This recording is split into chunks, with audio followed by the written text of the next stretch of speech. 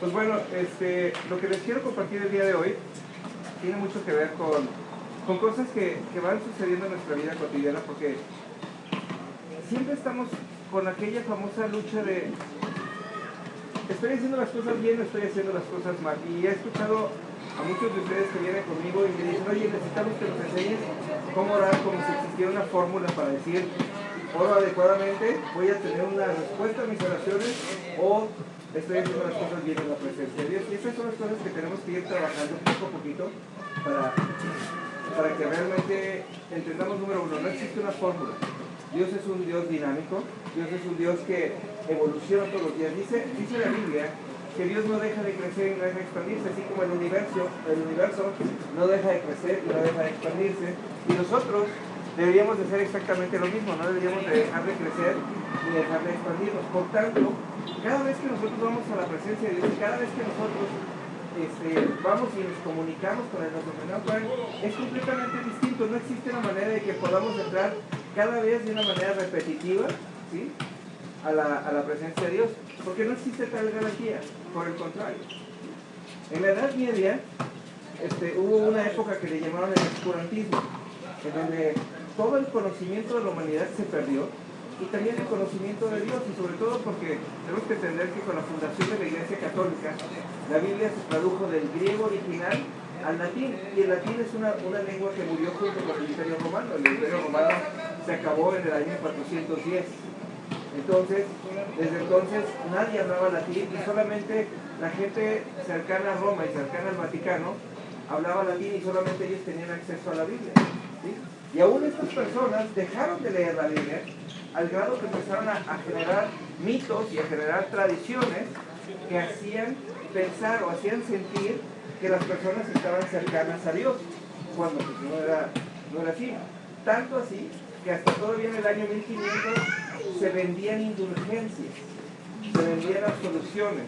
¿Sí? Ahora sí que nosotros podíamos hacer algún acto que nosotros llamáramos de fe, que realmente era un sacrificio, y sabemos que de acuerdo a la Biblia los sacrificios son completamente desagradables a Dios, ¿sí? Había gente que iba y entregaba una fuerte cantidad de dinero a la iglesia, y la iglesia tenía el poder absoluto de perdonar los pecados, ¿sí?, o de asegurar un lugar en el cielo. De hecho, hasta les daban unos pergaminos de papel en donde se inscribía su nombre, y entonces este era así como que su pase al cielo.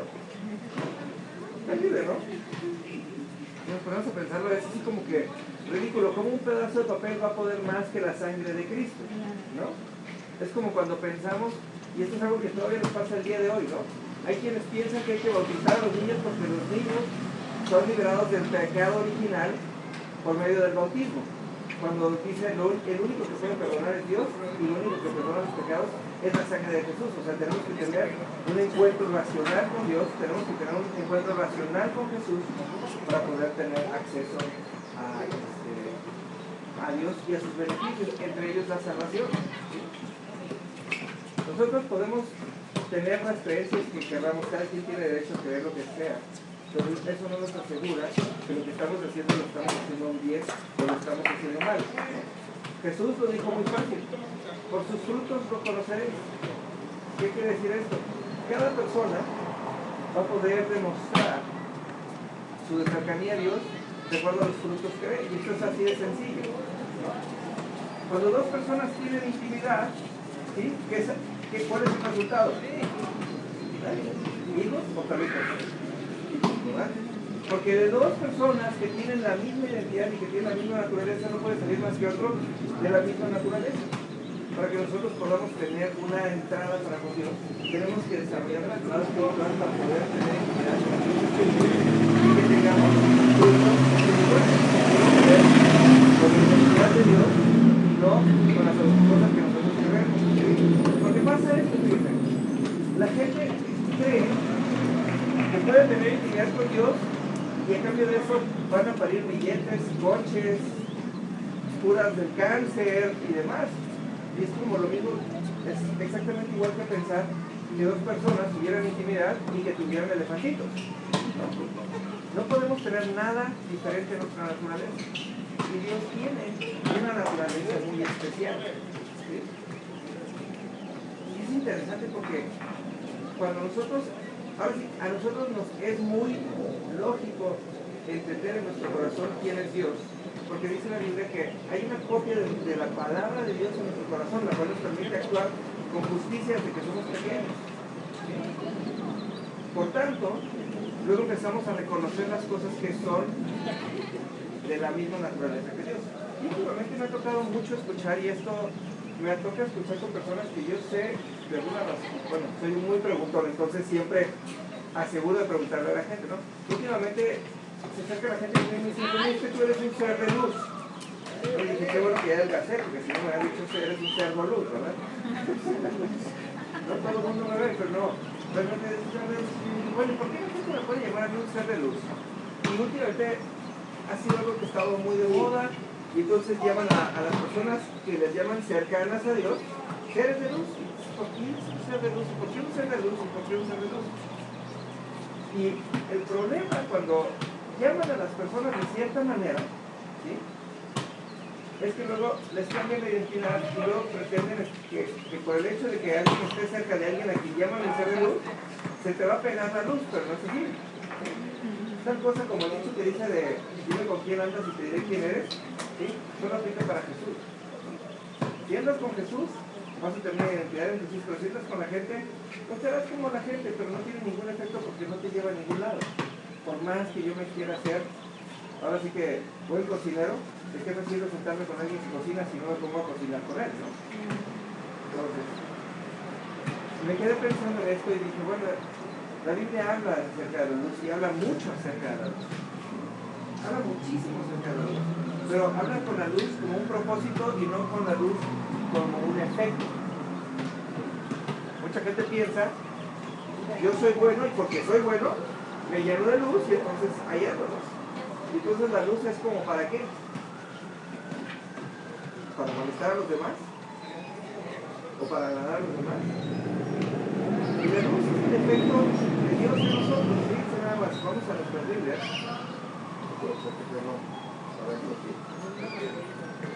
Nuestra Biblia dice en el libro de Juan, en el capítulo 9, en el versículo 5 al 7, estamos en la historia del ciego de nacimiento. Y esto dice, este era un hombre que era ciego de nacimiento, era un hombre que nació ciego, no tuvo alternativa.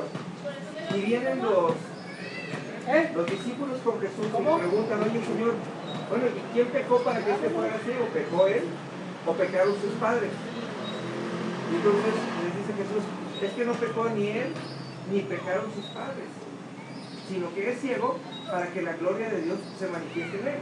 O sea, este hombre fue diseñado para que Dios tuviera misericordia con él, pero para que Dios tuviera misericordia con él de una manera muy específica. Porque el hecho aquí no es tanto de que recupere la vista, el hecho es de que la gloria de Dios se manifieste con él. Dios no se glorifica en que las personas vean, porque luego nosotros podemos echar a perder nuestros ojos viendo cualquier cosa también, ¿no? Acuérdense que los ojos son la ventana del alma, ¿sí?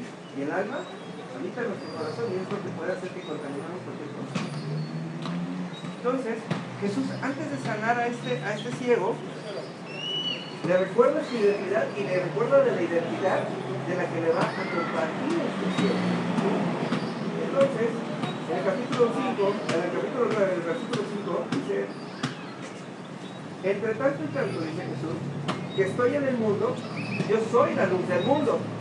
Dice, y dicho esto, escupió en la tierra, hizo lodo con la saliva y untó con el lodo los ojos del ciego y le dijo, ve a lavarte en el estanque de Siloé, que traducido es enviado. Y fue entonces y se lavó y regresó bien. ¿Sí? ¿Qué quiere decir esto? Jesús declaró, yo soy la luz. Por mientras yo esté en la tierra, yo soy la luz del mundo. Y no hay otro que pueda dar tanta luz, pero la luz es para qué? La luz es para que veamos dónde caminamos. Nunca me ha pasado que cuando caminan en la oscuridad, ¿quién es el primero que lo resiente? El dedo chiquito del pie, ¿no? Con el que nos pegamos a todos lados. Pero hay una parte de la Biblia, en el Salmo, que dice, lámpara es a mis pies tu palabra, ¿sí? Y lumbrera en mi camino. Quiere decir, el mismo Dios es luz para que podamos caminar. Y fíjense nada más esto. Jesús dijo, yo soy la luz, y le untó lodo en los ojos al ciego. Si nos vamos al término práctico, le quitó las posibilidades de ver, porque si no veía ahora embarrado de lodo, pues menos. Y después de eso, lo envió a un estanque que se llama Enviado.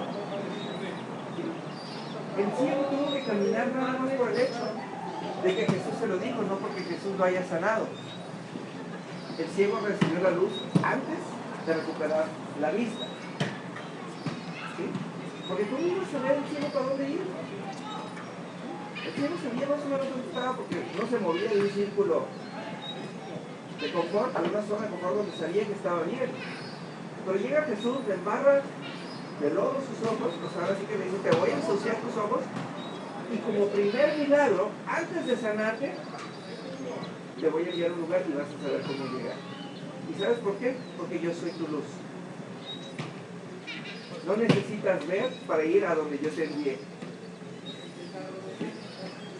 Como consecuencia de tu obediencia y como consecuencia de caminar en la luz de Jesús, es en donde empiezas a lo mejor a ver, o se te quita lo poco, o se te quita lo mentiroso.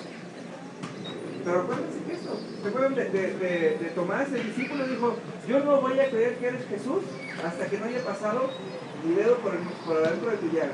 Y entonces le dijo Jesús, benditos aquellos que creen sin haber visto. Porque muchas veces estamos esperando ver cosas para empezar a creer, pero la luz ya está ahí.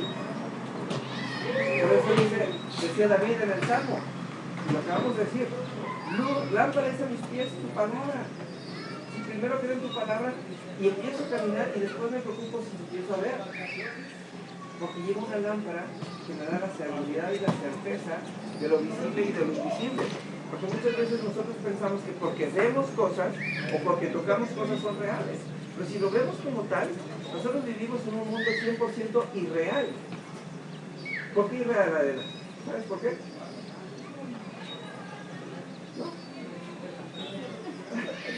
¿No? Pues vivimos en lo que pensamos, las creencias, es subjetivo, ¿no? No, bueno, sí y no. Les voy a explicar por qué. Nosotros vivimos en un mundo gobernado por una eternidad. ¿Sí? La eternidad, ¿cuál es lo que distingue la eternidad? Que no tiene principio y no tiene fin. Y nosotros vivimos en un mundo que tiene principio y que tiene fin. Si lo vemos como tal, nosotros vivimos como una fantasía. Porque vivimos limitados en un mundo ilimitado. Dice la Biblia que nosotros vivimos en la eternidad y Dios hizo un paréntesis que está delimitado por el Génesis, por el comienzo y por el Apocalipsis, por el fin. ¿Sí? Y va a haber un momento cuando lleguemos a ese Apocalipsis que este tiempo va a desaparecer, o sea, este mundo ficticio en el que vivimos va a desaparecer, porque lo que verdaderamente vale es lo eterno. Entonces por eso dice Dios, yo soy la luz del mundo y yo vengo a recordarte lo eterno para que dejes de ver lo efímero y lo pasajero y empieces a ver lo eterno. Y lo eterno no está regido por lo que vemos con nuestros ojos, sino por lo que vemos en nuestro corazón y aquello que decidimos creer. ¿De acuerdo? A la luz que es Dios. ¿Sí? Jesús dijo, yo soy luz y crean en mí. Y ustedes y yo creemos en Jesús a pesar de que no nos consta. ¿Sí? Porque la mayor parte de lo que sabemos de Dios no lo hemos encontrado, ni siquiera lo hemos leído. La mayor parte de lo que conocemos de Dios ni siquiera lo hemos experimentado en nuestra intimidad. La mayor parte nos lo han contado y nos lo han dicho. Y ahora Hollywood se encarga de darnos sus propias versiones. Ahora, es que ahora estoy viendo una nueva serie y esta nueva serie es una serie que hicieron sobre la Biblia. Hubo un cuate que se dedicó a hacer 10 capítulos de 1 hora sobre las 10 historias más impactantes de la Biblia, según él. Y entonces esta serie la hizo muy bien hecha, la verdad, muy bien lograda. Por primera vez no es una serie así como que de bajo presupuesto, se fue una serie que se fueron a Marruecos y la filmaron, etc. Y luego esta serie la compró una iglesia que se llama Lakewood en Houston. Y esta serie la transmitieron durante 10 semanas, ahora sí que durante 10 viernes en horario estelar, el History Channel. Les costó millones de dólares. Creo que, si no mal entendí, costó más dinero transmitirla que hacerla, para que tengan una idea. Pero más de 1 millón de personas recibieron a Cristo en su corazón por medio de esta serie. Es una serie muy impactante porque tiene historias muy tangibles y nos enseña, sobre todo es bien interesante aprender de los personajes cuando vemos los gestos en las caras de las personas, cuando estos actores empiezan a... Ahora sí que historias donde vemos que si Saraí se rió cuando Dios dijo que iba a tener un hijo, y cuando vemos esto hace mucho sentido, ¿no? Y ahora me toca ver el capítulo de Sansón, ¿no? Y cosa muy interesante, porque pintan a Sansón como un hombre de color. Y no tengo nada contra los hombres de color, y no soy racista ni mucho menos, pero habla la Biblia de que Sansón era un hombre que venía, que fue dedicado a Dios, era un hombre nazareo, ¿sí? Dice, jamás una navaja pasó por ninguna parte de su cuerpo, o sea, nunca se le cortaron el pelo, nunca se rasuró, y aquí de repente lo pone como un hombre de color. O sea, no podías dedicar a alguien que venía de una raza de esclavos, ¿sí?, para ser un juez en medio del pueblo de Israel, porque eso era lo que era Sansón, perdón, nombres mal, es Sansón. Y de repente lo ponen así, y mucha gente se va con esa idea y dice, qué padre, la verdad, la ilustración está perfecta porque el personaje que usaron realmente simboliza lo que la historia dice, o sea, es un hombre grande, fuerte, tiene unos rastas de esos espantosos, de esos que huelen bien mal, pero es una muy buena manera de tener tu pelo largo, sobre todo después de tantos y tantos años, ¿no? Pero no puede ser apegado a la palabra porque es un juez, ¿sí?, en medio del pueblo de Israel. Entonces, si nos vamos a la ley, si nos vamos a lo que el pueblo entendía, pues es algo que no hubiera podido ser, al menos si yo me equivoco, ¿no? Y mucha gente pretende creer eso porque eso es lo que ve. Y si un día tú le preguntas a un niño que solamente ha visto esta serie y le preguntas quién es Sansón, pues lo único que va a decir es que Sansón era un hombre de color. Y cada vez que era un hombre de color en la calle va a decir, mira como Sansón. Aunque no sea real, ¿no? Y eso es algo que mucha gente dice, ¿no? Mucha gente dice, oye, pues ¿qué no se supone que Dios es esto? ¿O no se supone que Dios haría esto? ¿O no se supone que las personas que están cerca de Dios esto? Porque es todo lo que les han dicho, ¿no? Como la canción de Arjona, ¿no? En mis padres la más devota era la Carlota, ¿sí? Y predicaba el amor al prójimo y me ponchó 100 pelotas. Y el cuate, ¿sí? Y el cuate tiene un mal concepto de la gente al llegar a Dios, nada más por su experiencia personal, de acuerdo a su realidad y no de acuerdo a la verdad, ¿no? Nosotros vivimos en un mundo que nos ofrece una realidad, ¿sí? Yo le saco la lengua a Sofía y Sofía se enoja conmigo porque su realidad es que yo la ofendí. La verdad es que ella tiene un corazón capaz de entender los motivos de mi corazón, de por qué lo ofendí, y de perdonarme y de ser una mejor amiga de lo que yo soy. Esa es la verdad. Hay gente que se siente todo el tiempo. De esos que les dicen aquí jarritos de Tlaquepaque, y el otro día alguien me estaba queriendo decir que era jarrito de Tonalá, y digo, es que esa es tu realidad, pero la verdad es que jarrito de Tlaquepaque, que al más mínimo movimiento se rompe. ¿Y cuántas amistades y cuántas relaciones se rompen? Es más, ¿cuánta gente decide alejarse de Dios de acuerdo a una realidad? Una realidad que viene de una suposición, ¿sí? Una realidad que viene de acuerdo a un mito, pero que no está basada en la verdad. No está basada en la verdad. Fíjense nada más, y aquí está. Dios nos habla de puras cosas que a nuestros ojos parecieran irreales, ¿sí? Fíjense nada más. Vamos a Juan 8:12, ¿no? No lo busco, dice, otra vez Jesús les habló diciendo, yo soy la luz del mundo, y el que me sigue no andará en tinieblas, sino que tendrá luz, la luz de la vida. ¿Sí? ¿Cuándo es eso? ¿Sí? Y si nosotros queremos creer esto, y todo el mundo, ay, sí, yo te sigo, Jesús, Dios va más allá de lo que nosotros nos podamos imaginar. Porque en Éxodo 13:21 dice, y Dios iba delante de ellos en una columna de nube para guiarlos por el camino, y de noche en una columna de fuego para alumbrarles a fin de que anduviesen de día y de noche. ¿Sí? ¿Por qué? ¿Por qué si Dios era una columna de humo durante el día, por qué de noche no se quedaba como una columna de humo? Porque no lo veían, ¿no? Y era de esto que me sigas de día y de noche.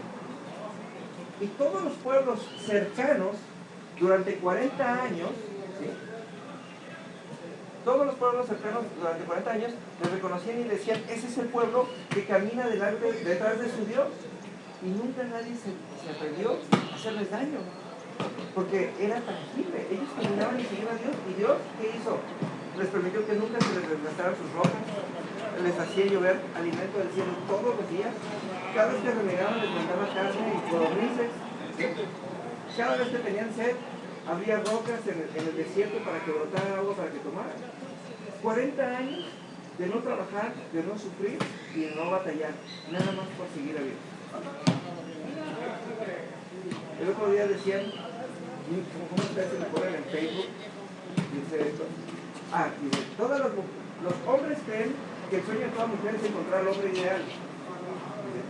Y dice, el sueño de toda mujer es ganar dinero sin trabajar y comer y no engordar, ¿no? Y mucha gente dice, ¿a poco se puede ganar dinero sin trabajar?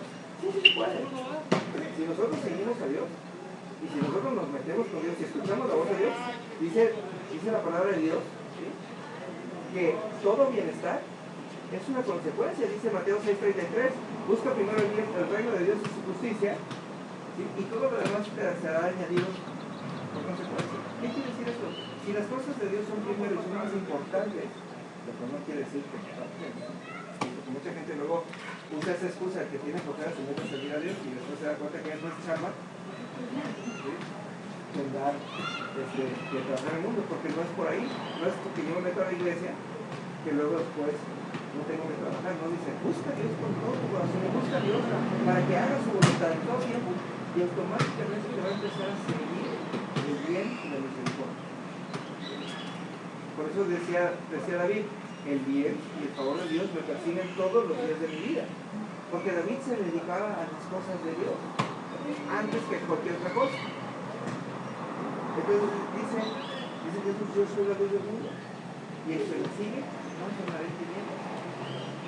¿Cómo nos sentimos cuando andamos enfermos? Como si estuviéramos en tinieblas, ¿no? Como si el día de repente se hubiera puesto gris. ¿Cómo nos sentimos cuando la economía nos falla? Bien feo, ¿verdad? Ahora sí que muchos dicen, y no veo la luz porque se sienten dentro de un túnel oscuro, ¿no? Y dice, aquel que siga a Jesús, aquel que lo imite, y esto quiere decir esto, no es yo voy a ser muy buena gente para que todo el mundo vea que soy buena gente, no se trata de eso, Jesús nunca nos habló de eso. Jesús dijo, vamos a tratar de ver lo bueno y vamos a tratar de ver lo fiel de Dios en cada persona. Siempre va a haber algo bueno en las personas y siempre va a haber algo rescatable en las personas. Hay veces que nos enojamos con las personas y entonces lejos de andar, lejos de ver a Jesús, lo único que hacemos es, pero fulano de tal, y cuando lo vea, y no sé qué, y mira, y es de esto, y haz de cuenta que le estamos escarbando para encontrar las tinieblas en las personas. Si nos ponemos a pensar que Dios nos da la oportunidad, ¿sí?, de sacar lo mejor de nosotros cada vez que nos enfrentamos a un problema. Y nos enseña a sacar lo mejor de las personas cada vez que se portan mal con nosotros. Hace unas semanas alguien me dijo, ya no puedo estar cerca de esta persona porque esta persona es capaz de sacar lo peor de mí. Y entonces júntate con Jesús, porque Jesús es capaz de sacar lo mejor de ti en la peor situación. Tenemos dos opciones, fíjense nada más esto, y lo repito porque es algo que realmente me inspira. Judas significa el hombre que adora a Dios. Fíjense nada más, qué nombre tan impresionante. Judas, el que adora a Dios. Aquel que conoce a Dios y le ama por quien es Él, no por lo que le da. Judas era el mejor amigo de Jesús. Decía Jesús que el Judas mismo, metía su pan en el plato del Señor, o sea, remojaba migajón en el caldito del plato de Jesús. Tienes que tener mucha confianza para eso. Y Jesús una y otra vez aclaró que aquel que lo iba a traicionar era Judas. O sea, siempre se lo dijo, eres tú. Y lo tenía muy claro, pero nunca lo dejó de amar. Y nunca lo dejó de sentar junto a él, aún en la famosa última cena. Lo sentó a su lado, porque le era importante, porque él entendía lo que era su corazón. Y por el hecho de que Judas, fuera el que lo traicionara, eso no quería decir que se iba a perder. Porque las cosas importantes y las cosas desagradables se las encarga uno a quien le tiene confianza o a quien no le tiene confianza. ¿Sí? A quien le tiene confianza. Él sabía y él tenía que tener la seguridad de que Judas no se le iba a rajar a la hora de la hora. Porque el Hijo de Dios tenía que ser entregado y el Hijo de Dios tenía que morir en la cruz a causa del pecado de nosotros. Entonces, ¿a quién se lo encargó? A quien más confianza le tenía. Y esto lo digo porque Judas era un hombre de confianza en Jesús. Él era el tesorero en medio del ministerio de Jesús. O sea, lo que hizo no lo hizo por dinero, lo hizo porque Dios inspiró esa actividad en su corazón. Así como el faraón, dice la Biblia que Dios endurecía su corazón y endurecía su corazón, porque el problema no era el del faraón. El problema era el de los judíos que habían dejado de creer en Dios y le creían más al faraón que a Dios cuando estaban en el desierto, en Egipto, perdón. ¿Sí? Lo mismo hizo con Nabucodonosor. Nabucodonosor fue un hombre que Dios escogió para engrandecerlo y hacerlo rico y para afligir al pueblo de Dios. ¿Sí? Porque el problema no era el de Nabucodonosor, el problema era del pueblo de Dios que había dejado de escuchar a Dios. Exactamente igual con Jesús. El problema era con el pueblo que no creía en Jesús. Hoy en día, raramente alguien le pondría Judas a su hijo pensando en la historia y diría, ¡ay, es el traidor! ¿Es el traidor? La palabra dice, su nombre dice, y todos sabemos que en la Biblia, todos encontramos nuestra identidad en el nombre que Dios nos asignó desde el principio de los tiempos. ¿Sí?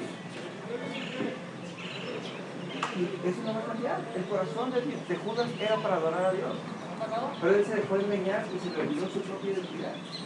Si Judas, después de traicionarlo, hubiera ido a la cruz y hubiera pedido perdón, no hubiera tenido una necesidad de tener un Pablo. Porque Judas hubiera experimentado el perdón máximo, igual que lo que experimentó Pablo. 24-23. La decisión fue de él. Porque Jesús nunca tuvo la intención de que Judas se perdiera. ¿Sí? Jesús cerró todo lo mejor en él. Él puso en él toda su luz. Y le dijo, sígueme. Y hubo un momento en el que se desvió, se volvió para otro lado y se perdió. ¿Sí? Ayer me tocó ir al cine y fuimos a ver la película de Hércules, ¿no? Y no sé, todavía tengo pendiente investigarlo porque no me salían tantas cosas que venían ahí. Pero decía, Hércules fue un regalo que una diosa le hizo a una mujer. Y le dijo esta diosa, ¿sabes qué? Ahora sí que Zeus te va a venir a visitar en la noche y vas a quedar embarazada de él. Y le dijo, ponle el nombre que quieras. Acá, en donde los dioses vivimos, siempre será recordado como Hércules, ¿no? Antes de nacer, antes de ser concebido. Y entonces nace el bebé y el papá, el que creía que era el papá, el rey le dice, se va a llamar Alcides, ¿no? Y toda su vida vivió como Alcides, hasta que un día a su mamá se le ocurre decirle, no vayas a hacer eso, Hércules. Y lo voltea a ver y le dice, ¿qué onda? Y conforme le fueron diciendo Hércules, fue recuperando la identidad y fue cuando se convirtió en el hombre verdaderamente fuerte y todas las historias que conocemos. Uno nunca perdió su identidad. Lo que perdió fue el camino y dejó de seguir la luz. ¿Sí? Y nosotros, como que sigamos la luz, vamos a tenerlo todo. Dice, ahora, ¿para qué vamos a seguir la luz? Hay muchos ejemplos en la Biblia que hablan de la luz. ¿Sí? Cuando Dios mandó a Jesús a nacer al mundo, ¿Qué hizo para asegurarse de que era rey? Ahora sí que a José y a María, por si dudaron o por si se vieron afectados por el hecho de que se había nacido Jesús en un pesebre, ¿qué hizo? Puso una luz en el cielo y trajo a sabios de todas partes del mundo a adorarlo. ¿Cómo lo van a saber? ¿En dónde? Porque una luz los guió, y cuando llegaron los que ahora les dicen los famosos reyes magos que miran reyes, miran magos, ¿sí? Llegaron y dijeron, nosotros venimos a asegurar que nos envía una luz, porque este es el hombre que va a liberar al mundo. Una luz nos guió hasta aquí, ¿no? ¿Y por qué precisamente estos hombres? Fíjense nada más, dice la palabra que eran sabios y eran de oriente, y aquel que es sabio sabe reconocer las cosas buenas, ¿sí? Aquel que es tonto se deja deslumbrar, pero el sabio reconoce una luz y tiene la conciencia y cuida el hecho de que la luz tiene un propósito, y el propósito es llevarnos a lugares buenos. Y Jesús lo dijo, yo soy la luz del mundo, y el que me sigue jamás vivirá en tinieblas. Aquí está la luz del mundo, vamos a seguirlo, vamos a adorarlo, para asegurar que aunque nosotros venimos de otras religiones y de otros países, vamos a asegurar nuestro lugar en la eternidad, porque acabamos de ver una luz buena, no es cualquier luz. ¿Cómo atrajo Dios a Moisés? ¿Nadie? Una zarza ardiendo. ¿Y entonces cómo ves una zarza ardiendo? ¿Porque la oyes crujir o porque la ves brillar? ¿Sí? Dios tomó una zarza, que es un árbol seco, que no tiene vida, y le dio vida por medio del fuego y de la luz. Y la luz fue lo que atrajo a Moisés. Y entonces estamos otra vez donde mismo. El que sigue la luz del mundo jamás vivirá en la oscuridad. Dios se representa a sí mismo todo el tiempo como luz. Estamos viendo varios ejemplos. Y a lo mejor los habíamos oído, pero no los habíamos relacionado. Ahora, hay otra cita que es la que hemos estado usando todo este año para entender el propósito de Dios en nosotros, que es Génesis 1.26. Y Génesis 1.26 dice, y dijo Dios, hagamos al hombre a nuestra imagen y que refleje nuestra naturaleza. Entonces, si Dios es luz, ¿cuál es nuestro trabajo? Ser luz, ¿no? Y fíjense nada más, vámonos ahora sí, esta sí quiero que la busquen. Mateo 5 del 14 al 15. Mateo 5, versículos 14 y versículo 15.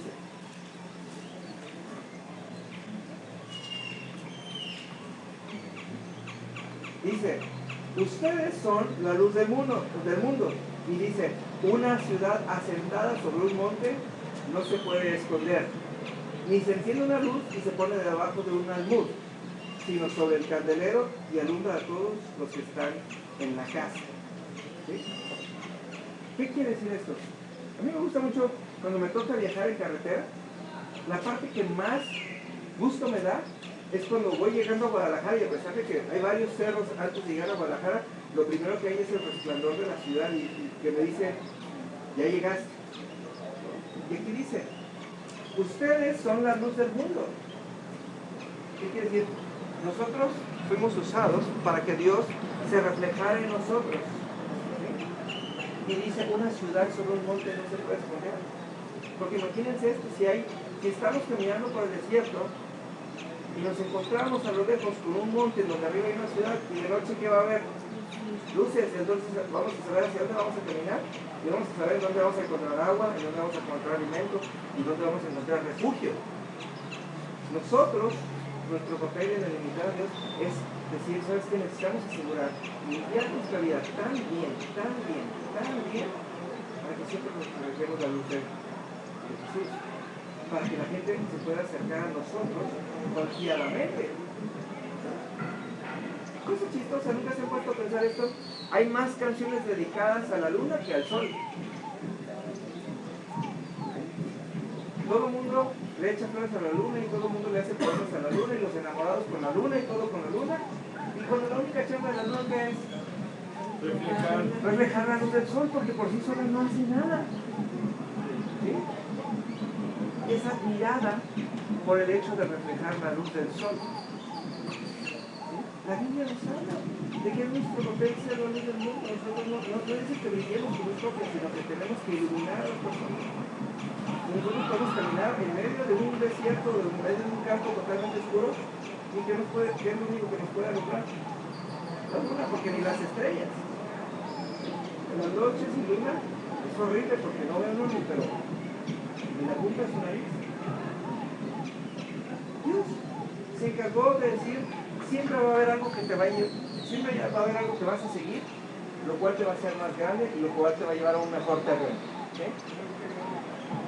Y a la vez nos dijo, tú eres ese algo, porque yo voy a poner mi luz en ti para que las personas alrededor de ti se sientan confiadas, se sientan protegidas y se sientan creciendo junto contigo. A mí me pasa mucho y me da risa ahora que estamos en esta época de invierno, que no es invierno, pero que sí es invierno, ¿no? ¿Sí? Mi casa, que es la de ustedes, no le da el sol a ninguna hora del día. Entonces mi casa está más fría adentro que afuera. Y lo primero que hago todas las mañanas al levantarme es esperar a que salga el sol. Y entonces me salgo en pijama y entonces pongo los pies donde pega el sol y entonces me caliento los pies y me caliento. Entonces digo, ahora sí ya puedo empezar mi día. Porque todos dependemos de la luz. Cuando hace frío, lo primero que hacemos es como las lagartijas, nos sentamos en algún lado que nos dé el sol para que podamos recargar energía. Y donde más descansamos y donde más a gusto nos sentimos es cuando vamos a tomar el sol a la playa, ¿sí o no? Aún los que no nos gusta la playa, tenemos que reconocer que es un lugar de descanso. En la luz es en donde siempre vamos a estar mejor. Un niño cuando tiene miedo, ¿qué hace? Le pide a sus papás que no le apaguen la luz en la noche, ¿no? Porque la luz te permite ver todo con claridad. Cuando estamos cerca de Dios, porque esto es algo que, fíjense, nada que importante, hay gente que nos acusa de fanáticos por el hecho de acercarnos a Dios. Y cuando entendemos el concepto que muchos tienen del fanatismo, es, ellos no ven claro, todo lo ven religiosamente. Si lo vemos de acuerdo a la palabra de Dios, es, si nosotros nos acercamos a Dios, nosotros vemos más claro que los demás. Hay gente que no quiere ver, hay gente que está en la luz y no quiere ver, que eso es otra historia. Porque hay gente que va a las iglesias a ser bueno. ¿Sí? Nosotros no venimos a la iglesia a ser bueno, nosotros venimos a la iglesia a funcionar. Nosotros venimos a la iglesia a conocer a Dios y a reflejar la luz de Dios. ¿Sí? Venimos a empaparnos de la palabra. No venimos a que alguien nos diga que es bueno o es malo. Esto me pasó varias veces en esta semana. Hay varias personas, y esto es muy común, de hecho hasta le tuve que preguntar a mi pastor, le digo, oye, ¿por qué la gente viene y me cuenta su vida y está esperando que yo como su pastor, o yo como su consejero, o yo como su amigo, valide su manera de vivir como si eso convenciera a Dios de que están haciendo bien? Yo no voy a validar la vida de nadie, yo no soy nadie, yo soy el que viene y les enseña la palabra y el que les va a dar un consejo de acuerdo a la palabra cada vez que pueda. ¿Sí? Pero nunca les voy a validar su manera de vivir. Porque aquel que anda caminando en la oscuridad esperando que uno le salpique su luz para que esa luz enderece su camino, no funciona. Uno tiene que seguir a la luz. ¿Qué quiere decir esto? Tiene que encontrar una luz y la tiene que seguir. Y conforme siga la luz, se va a hacer uno con ella. Y la luz siempre se mueve. Y aquellas personas que están viviendo de manera estática, ¿sí? Y pretenden que la luz va a acercarse, no va a pasar nada. Es como aquellas personas que dicen, ora por mí. Pues ¿por qué quieres que yo ore por ti? ¿Por qué quieres que yo desperdicie mi tiempo de intimidad con Dios para ir a hablar de ti? Pues mejor ve tú delante de Dios y pues habla por mí, a ver qué tal, porque tú no lo harías, ¿no?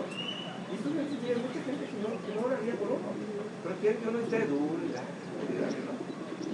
Oye, ¿sabes qué? Yo me voy a llenar de luz y mi luz refleja a todos, todo depende de que tú te acerques o de que tú te alejes. Así funcionan las cosas en el camino de Dios, ¿no? Y fíjense nada más aquí, ¿no? Esta es una de las que me encanta, porque esto es algo que les pasa a muchos y es a donde quiero llegar con todo esto, ¿no? Ahora en Éxodo 34, 29 y 30 dice: y aconteció que descendiendo Moisés del monte Sinaí con las tablas del testimonio en su mano, al descender del monte no sabía Moisés que la piel de su rostro resplandecía después de que hubo hablado con Dios. Y Aarón y todos los hijos de Israel miraron a Moisés, y aquí la piel de su rostro era resplandeciente, y tuvieron miedo de acercarse a él. ¿Sí? Quiere decir, Moisés habló con Dios, escuchó a Dios, le respondió a Dios, y lo único que pasó es que se empapó de su luz. Y venía, ahora sí que cargando el reflejo de su luz. Y esto pasaba continuamente, esto lo repite continuamente el libro del Éxodo. Por eso le decía Moisés a Dios, hubo un momento en el que Dios se enoja con el pueblo de Israel, y le dice, ¿sabes qué? Ya me cansé, voy a acabar con los israelitas. Y luego dice Moisés, no, espérate, tú prometiste guardar su vida, ok. Dice, bueno, voy a guardar su vida. Y le dice, pero ya no voy a ir con ellos, ahora les voy a mandar un ángel que los guíe. En vez de ir yo como columna de fuego durante las noches, donde todos me ven, voy a mandar un ángel. Y entonces Moisés le dijo, no, Señor, ¿cómo el mundo va a saber que somos nosotros, tu pueblo, si tú no caminas con nosotros? Es decir, si nosotros no tenemos la capacidad de acercarnos tanto a ti como para reflejar tu luz. Si nosotros no reflejamos la luz de Dios, no tenemos identidad. ¿Qué quiere decir esto? Es nuestra obligación de tener momentos de intimidad con Dios. ¿Cómo? Orando. ¿Cómo? Leyendo. ¿Cómo? Alabándole. ¿Cómo? Guardando silencio en su presencia. Y entonces ya no vamos a necesitar que nadie venga con nosotros a decirnos, hiciste bien o hiciste mal. Ya nadie nos va a poder juzgar por nuestra vida en Cristo, porque lo único que va a pasar es que nos va a pasar como Moisés. Vamos a resplandecer. Vamos a brillar. Porque es nuestra consecuencia. Y nuestra consecuencia va a ser nuestra pura consecuencia, porque esa es la manera en la que vamos a vivir. ¿Sí? Vamos a brillar todo el tiempo. ¿Qué tanto tan intenso como querramos? El libro de los Hechos, en el capítulo 2, en el versículo 3, dice, y se les aparecieron lenguas repartidas como de fuego, asentándose sobre cada uno de ellos. ¿Qué quiere decir esto? Si tienes fuego en la cabeza, ¿qué va a pasar? Pues vas a brillar, y quiere decir, estás tan intensamente empapado de la presencia de Dios, estás tan intensamente. Ahora sí que me entregando Dios, que si te tocan, quemas. ¿Sí? Porque lo que hay puesto en nosotros es capaz de transformar la vida de cualquier persona, empezando por la de nosotros. La vida de todas las personas que estaban festejando el Pentecostal en ese momento, que se les pusieron esas lenguas de fuego en la cabeza, fue cambiada, y fueron personas que dedicaron toda su vida a servir a Dios, toda su vida a buscar a Dios primeramente, toda su vida a mantener esa luz encendida, y que las personas lo buscaran, ¿sí? Nada más por la luz que viene. Piensen en esto. Estaba Saúl, el primer rey del pueblo de Israel, y habla la Biblia que era un hombre muy guapo, era un hombre rubio, y era más alto que el promedio, o sea, entonces todo el mundo lo veía. ¿Sí? Pero había un hombre que se llamaba David, que era chaparrito, que también era de muy buen ver, pero era chaparrito y se podía perder entre la gente, y todo el mundo amaba a David porque su luz era tan fuerte que la altura de Saúl ni siquiera se podía comparar, ¿no? Era como ese destello de la ciudad, ¿no? Y cantábamos eso un momento, ¿no? Nos acercaremos a la ciudad y reflejaremos su luz. Eso es lo que cantábamos esos ratos. Y era como eso. David era chaparrito, pero donde él estaba salía la luz y todo el mundo podía ver la luz. Entonces todo el mundo quería estar cerca del rey que tenía un corazón conforme al de Dios. No a Saúl, que era un rey que todo el mundo podía ver y todo el mundo podía ver sus burradas, ¿no? Porque pensaba que el título lo hacía algo. ¿Sí? Así como a nosotros el ser cristiano no nos hace nada, no es más que un título, ¿sí? Lo que nos interesa es que llevemos nuestro corazón ahí y que la gente se pueda acercar a nosotros confiadamente, sabiendo que todo lo que reciba de nosotros va a ser bueno. Nosotros tenemos que ser esa luz encima de cada montaña. ¿Eso qué quiere decir? Que cada vez que hagamos algo, lo hagamos y lo hagamos muy bien, de modo que el mundo nos vea y nos vengan a pedir consejo. ¿Sí? Nosotros tenemos que ser esa luz que sea, fíjense nada más, porque dice así como en la carta,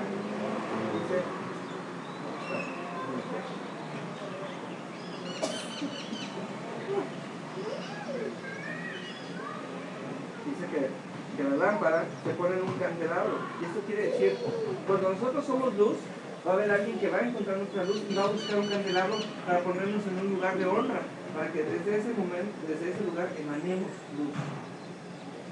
Y por eso es una aclaración.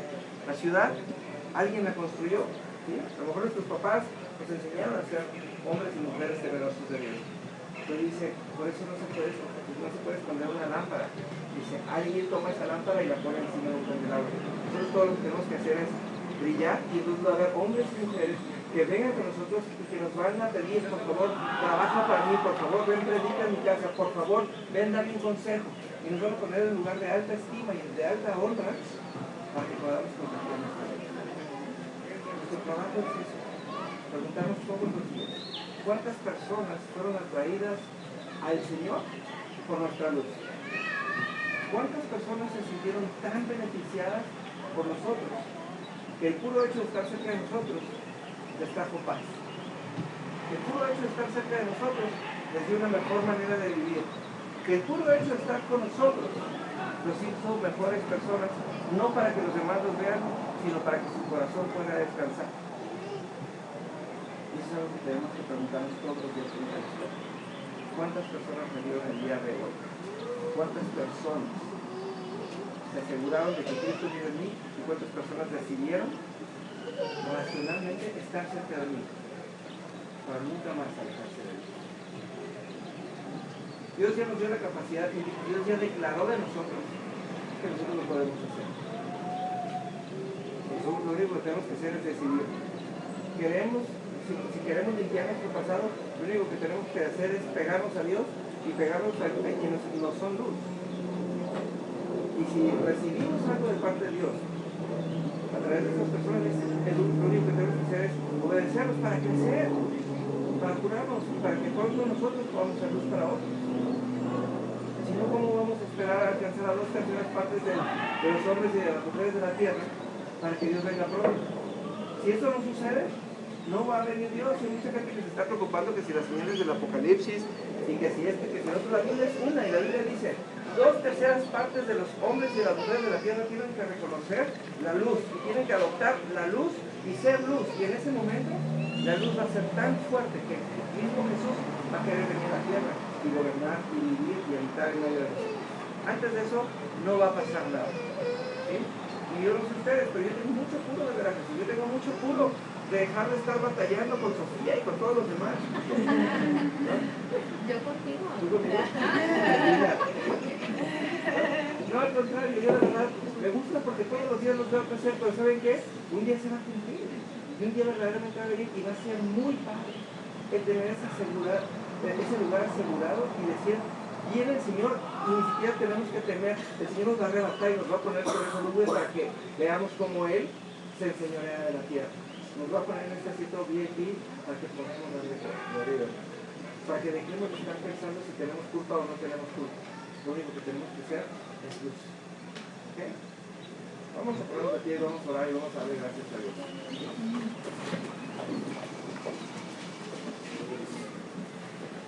Pónganse cómodos, pónganse en una manera en la que nada les estorbe y donde se ve. Amado Dios Padre, te damos gracias porque nos has explicado una vez más de una manera tangible y de una manera entendible el hecho de que tenemos que brillar por ti y para ti, Padre. Gracias, Señor, porque nos recuerdas que nuestro propósito no tiene ni principio ni tiene final. Nosotros vivimos en una época, Señor, como igual y en la misma en la que vives tú, que es esa eternidad, Padre. Y sabemos que en la eternidad, Señor, no hay principio y no hay fin y no hay oscuridad, Señor. Porque tú estuviste en la oscuridad y la metiste en este tiempo, Señor, en el que se va a acabar. Gracias, Señor, por recordarnos esa identidad de luz que tenemos, Señor, porque entre más vivamos en la luz, Señor, más pronto te veremos. Gracias porque le pones un propósito en nuestras vidas, Señor. Y nuestro propósito siempre va a ser impactar al mundo, Señor, de lo que eres tú por medio de nosotros.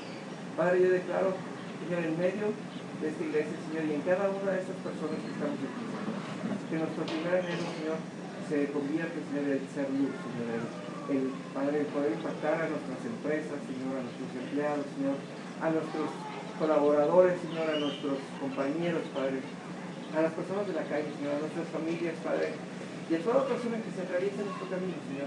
a contagiarnos de la luz, Señor.